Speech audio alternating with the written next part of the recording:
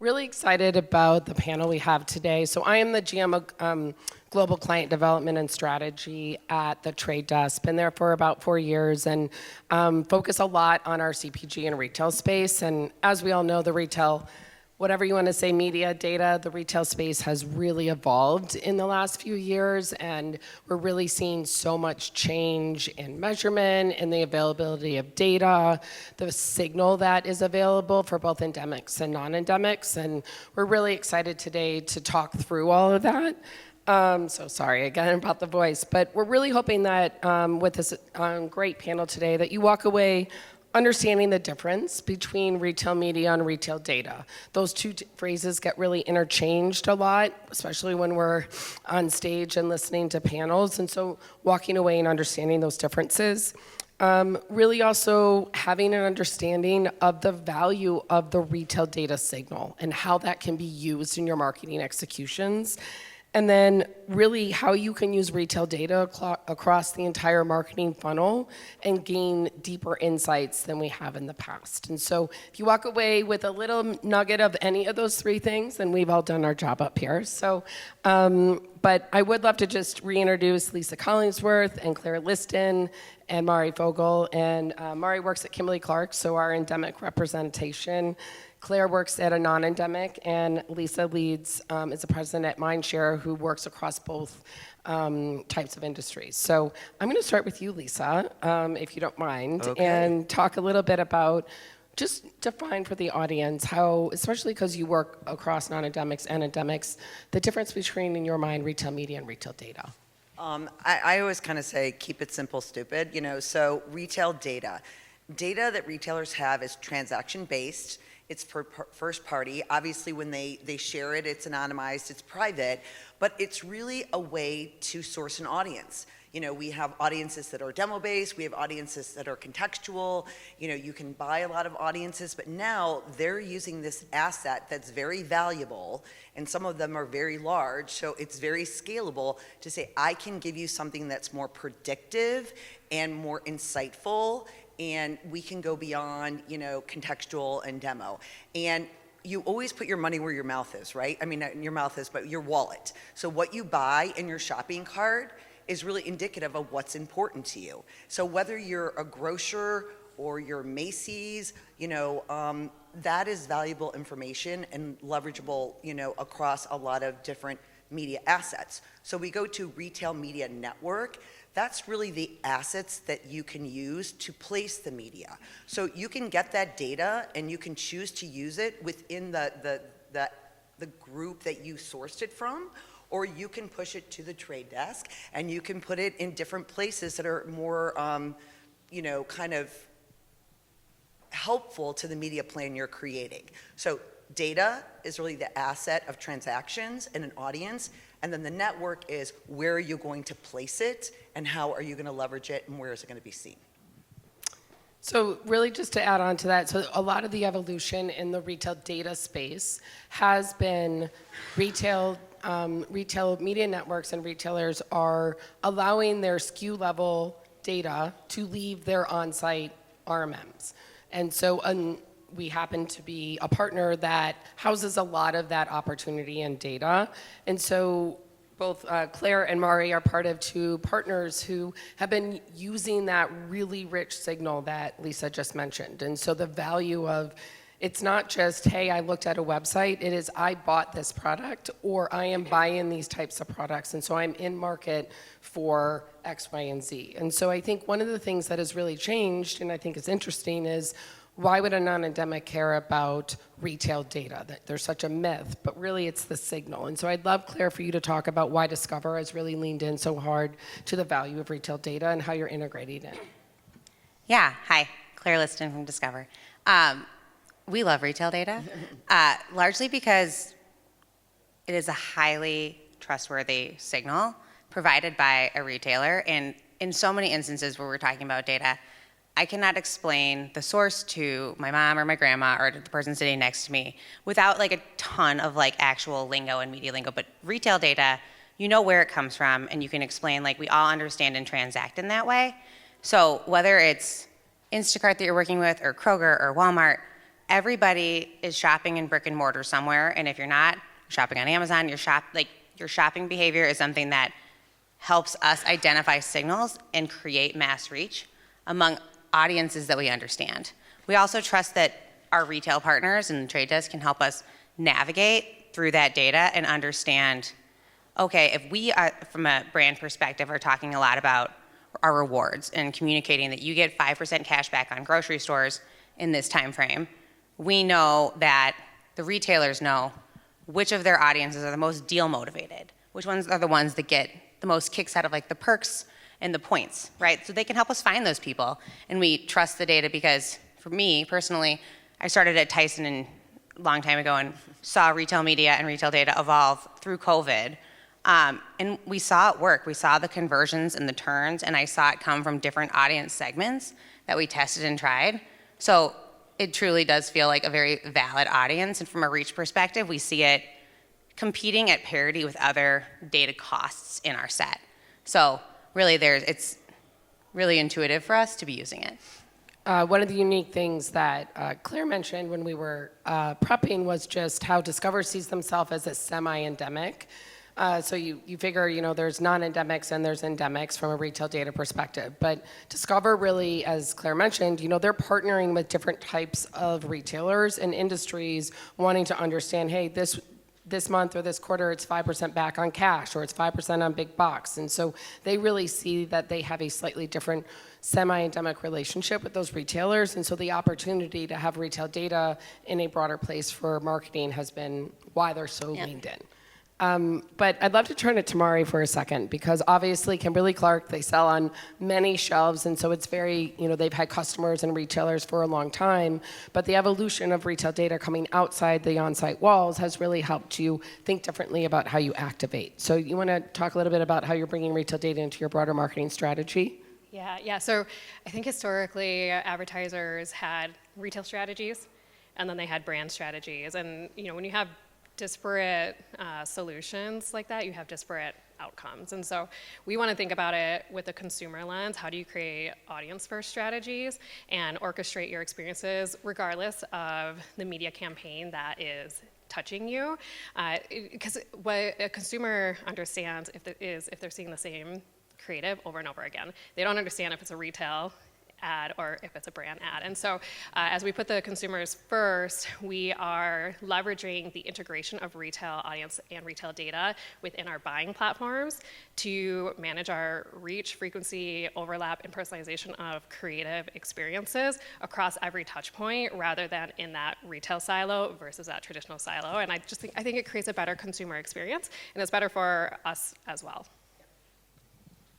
So one of the things that Discover, of course, deals with is being in a highly regulated industry. So the ability to use certain data sets is very difficult. Can you talk just a little bit about why you guys have leaned into that signal of retail data and why you trust it as much as you do? Absolutely. I'm going to steal some language from a Mindshare presentation this morning about embracing enduring behaviors. I think that people think about retail data and they think about conversion and purchase and how do I just kick that in even more. But what retail data unlocks for us from a fidelity perspective is an understanding of a human that does the same things continuously, time and time again, same retailer across retailers. And so from a compliance perspective, that's much more approachable for our legal and compliance team to understand, is that, we're not looking for a woman 18 to 24. We're not looking for a mom. Those are protected characteristics. We're looking for people who, as I said before, who are seeking deals. We are looking for people who are the primary grocery shopper. We are looking at Discover card members and how we can remind them that they should use their Discover card versus a different card while they're in store. And Lisa, I know you work across so many different clients. Are there other regulated industries besides FinServe that you're seeing the use of retail data be really important and valuable? Yeah, I think it's important and valuable across almost any industry. As I said, you kind of are what you buy. You look at someone's calendar and how they spend their time really says a lot about them and what they put in their shopping cart. But again, I work on pharmaceuticals and also even over the counter. And over the counter isn't like highly regulated, but there's a lot of claims Abbott as a client, but there's a lot of claims of what you can and can't say. And so when you're looking for someone that might have a condition, I won't say the condition, you want to understand, well, how can I find people that might be searching for low sugar foods? Well, there's not an audience to buy for that, nor can you buy an audience that has a protected class as it relates to HIPAA. But what you can say is, how can I look at their behavior? I'll go back to grocery and say, who's buying a lot of fresh fruit? Who's buying sugar-free foods? Who's buying foods in this way? You can index that. We're all familiar with indexes. Less than 100%, low. 100%, even above that. So you create an index and you say, this could be predictive of someone that I'm going to find that would be interested in a product that can help with their, sugar control. So again, I think there's a way to do it that's relevant, compliant, and useful for the consumer because they want this information. And like I said, and do it in a way that I think serves in a win-win. So there's an abundance of retail data. There's abundance of third-party data. We definitely live in a world of data overload. So Lisa, how do you, as the advisor to so many different clients, how do you help advise both endemic and non-endemic brands to think about that data overload, and what do they need to be focused on as they're looking at insights and really what makes the success of a campaign?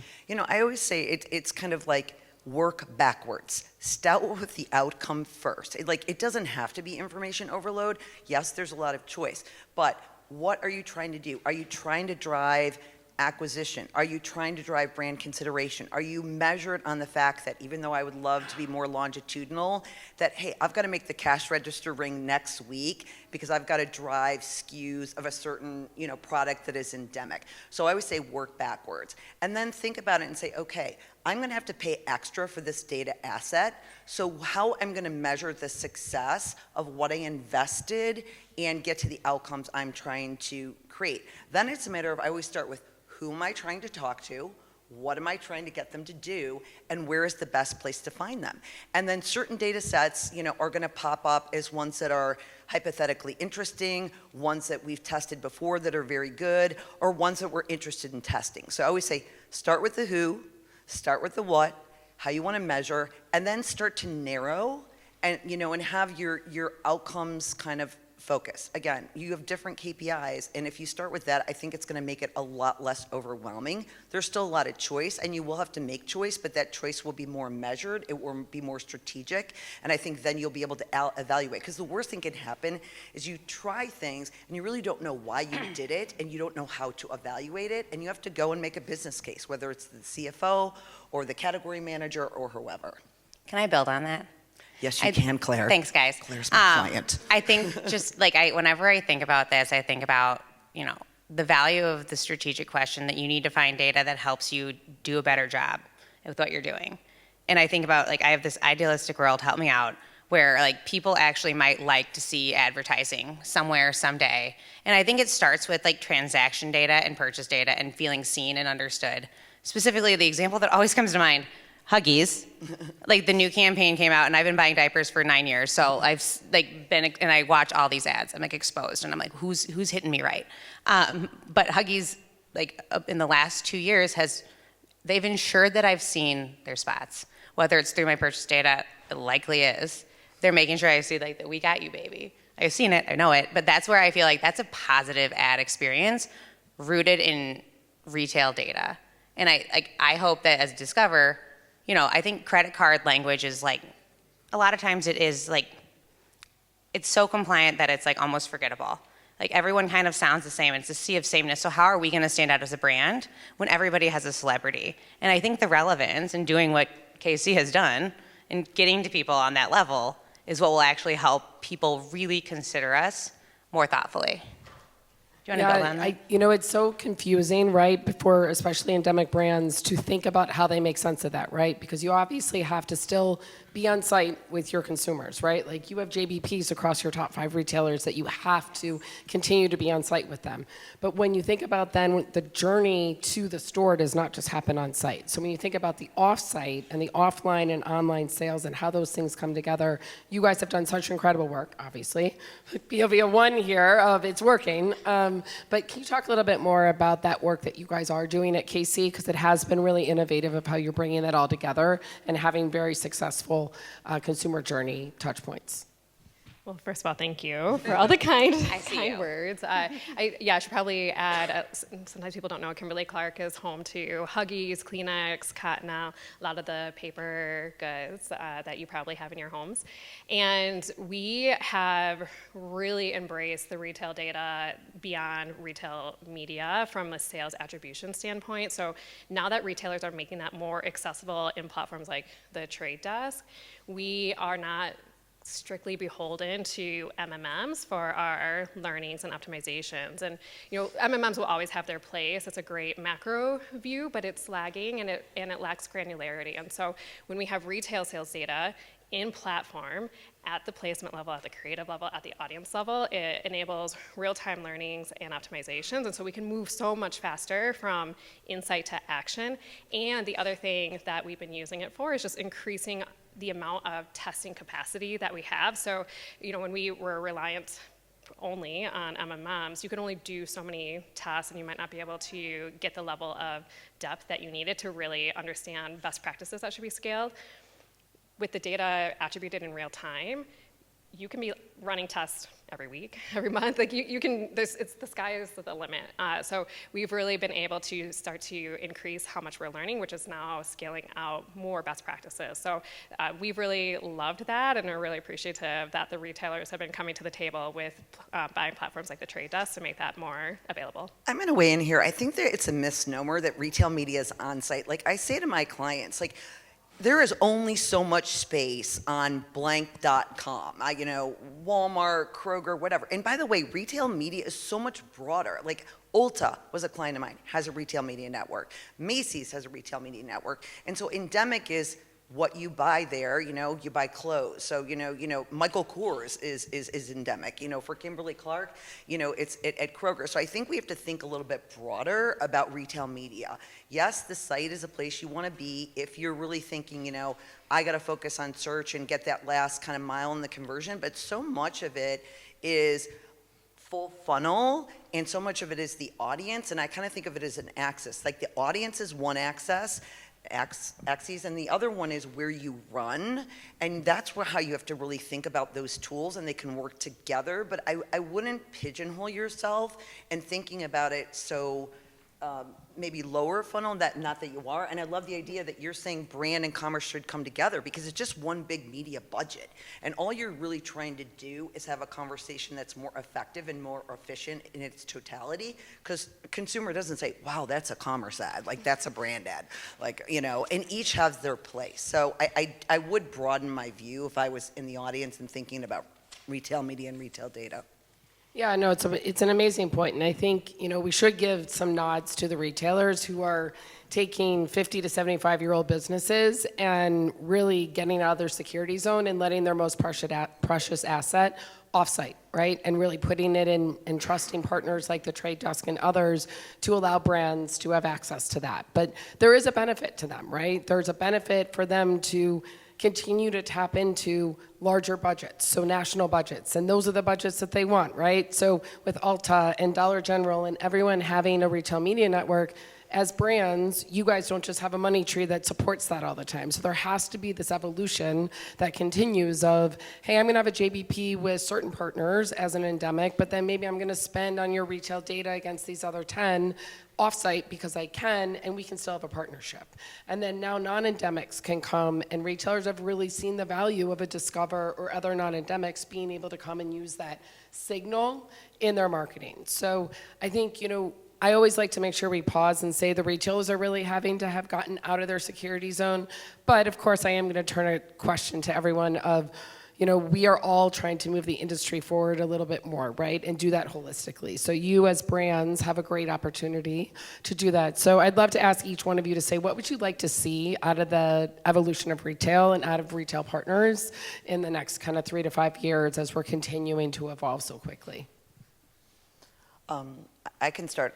I don't know that I'm wanting anything right now from the retailers. I'm actually wanting more creativity from agencies and my brand partners, because I think everyone is a little bit, they're really caught up in this idea of like, I'm endemic focused and I'm bottom funnel focused. And what I want to say is it's a predictive audience, it's an addressable audience, and I want you to get more creative with what you can do, because the signals that are in there are amazing, and I think it will actually allow us to do more interesting things and more relevant things. And I think there's a lot of ways to go as the full funnel goes. I mean, you could be doing CTV, and you could be doing content partnerships. So I'd like us to think more creatively and more broadly, and challenge the partners to then, the retail partners, if they're not there yet, to meet us where our imagination can be. Love that. Claire? Yeah, I completely agree with what you said about the retailers having already come just significantly, like such a long way for such like legacy companies and brands with such assets of brick and mortar stores, right? They've really come along. And I think that if you asked me this question like 5 years ago, I would have said, I want to make sure that the data is decoupled from the media, and we can buy it in a transparent way, right? And that's all happened. So I'm really energized by that, and I feel really good about the space. Even like I've always had some trust for these kind of signals, but knowing that the retailers have come to the table so cooperatively to understand how they really truly help your business grow is critical. If I could see one more thing, it would be ad experiences for the consumer where the creative is reflective of what they want to purchase and how they purchase in a non-creepy way. Yeah. And data can help us do that. So we have been really excited about how quickly retailers have pivoted over the last couple of years to make their data more accessible, whether it's audiences or sales data, through a platform like the Trade Desk. Where I think there's an opportunity is to drive more parity and standardization across our retailers. So we're seeing some retailers move really quickly and at a high level of maturity. So they're refreshing their audiences daily. They're able to send that closed loop sales data daily, et cetera. And then we have other retailers who are maybe doing it weekly or maybe 2 times a month. And so as an industry, I would like to see us push for standardization in the methodology and the process with the retailers. I think one of the biggest things that we hope you also take away today is just, with the amount of data that's out there, all media can be performance media, right? So even your CTV ads with the use of data and how you connect that and sequence that down to whatever you want to call it, the end of your acquisition or your shopper ads, like that is really what these two brands up here and what Lisa is advising is how you think about everything being performance media, right? And the insights you can glean from that in a fast-moving way that help complement your MMMs and allow you to learn as you're going and be more efficient and effective with your media spend. So we have a couple of minutes left. Happy to take a couple questions if anyone has any. So we do see a fair amount of, Kimberly-Clarke's doing a great job, really. They're one of the leaders in the CPG space. Discover is one of the leaders in the non-endemic space for sure. We see many of our auto partners also taking advantage of retail data, especially because they have, their 3 tiers, and that's really how they can talk and think about those signals between those. Kenvue's doing a lot of great work with us. Those are some that I can think of. I would say Unilever is pretty sophisticated. One of my own clients, Tyson, I think made the move that Kimberly-Clarke did and was kind of innovative in this way. They disbanded this idea of commerce and brand, and they're really forcing those groups to come together and not be siloed and start to think about this in a holistic way. And believe it or not, that was a big lift for them. And I think because a lot of folks, this is shopper marketing, this is brand. And so I think if you're out in the audience, again, anything you can do to kind of start to think more holistically will be beneficial to you and I think to your customers. It's actually such a good point of there's two pieces to this as you think about that access. Is you have to think about how you want to execute it externally, but you have to go on a very parallel journey to how you're orchestrating internally to think across and break down those silos. So really, Kimberly-Clarke's gone an incredible 2-year journey to really think more holistically, and that's why they're leading in this space. But it's really both sides of that, of not just externally and taking advantage of it, but you have to start to mobilize internally and orchestrate together of saying a dollar is a dollar, and I'm going to use my dollar most effectively to find the audience that I know is going to buy my product, and how do I get them through the funnel? Not I have an upper funnel dollar and I have a shopper dollar, and those are going to work independently. Thank you very much. We really appreciate it. Great. Thank you for coming here, ladies.